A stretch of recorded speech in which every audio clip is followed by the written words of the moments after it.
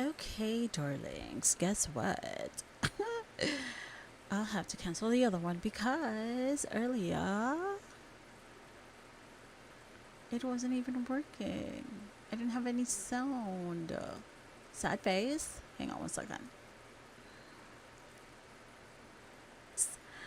It is HOT, like HOT.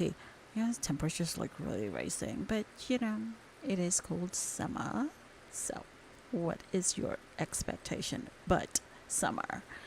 Anywho, so let's get to it. Coworker was talking to me about their vehicle that was like registered in Vermont, but they live elsewhere, obviously not in Vermont. So I was like, oh, what is going on? Like, did you used to live there? And they're like, I don't know.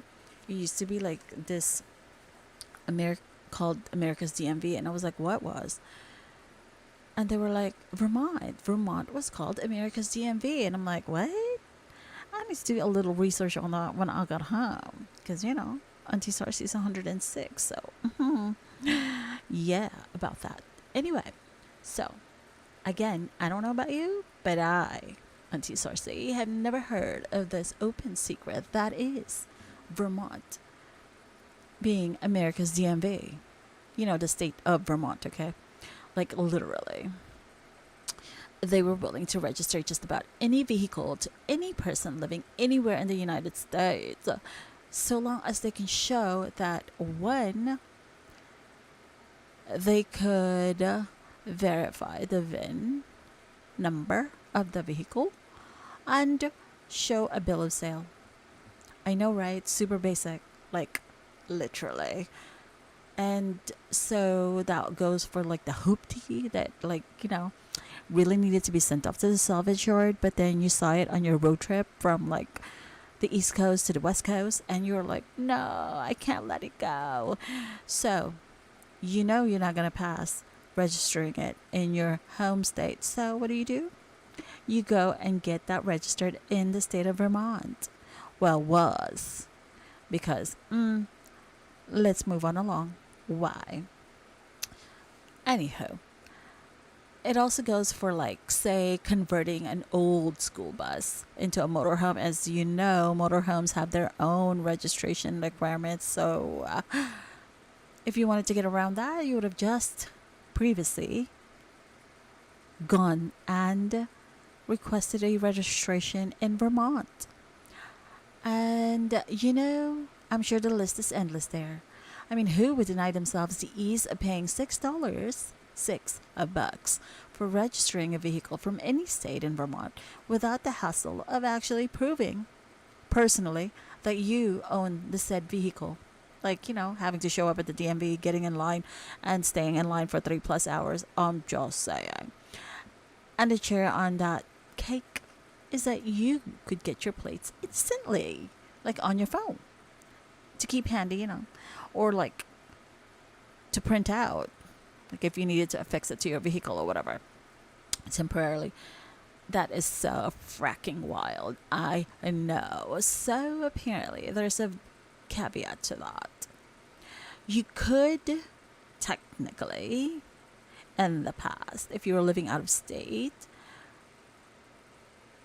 register your little hoopty or whatever it is vehicle that you want to drive around in Vermont, except that specific vehicle, because it wasn't registered in person in Vermont to be inspected, cannot legally, technically be driven in the state of Vermont. So it's like, how often are you actually going to be in Vermont though? I'm just saying. Just saying. Just saying. So the burning question is, who in the heck ruined this loophole? Well, according to the Vermont DMV Deputy Commissioner Mike Smith, the number of non-Vermont residents requesting Vermont registrations and titles had increased, obviously, and in instances included groups of the same individuals making the same requests a few times a week on behalf of quote-unquote owners who are rarely, if ever, present. And these transactions have been generally delivered by quote unquote runners who become hostile and belligerent to the staff when they don't get their way, aka like, paperwork issues, getting flagged.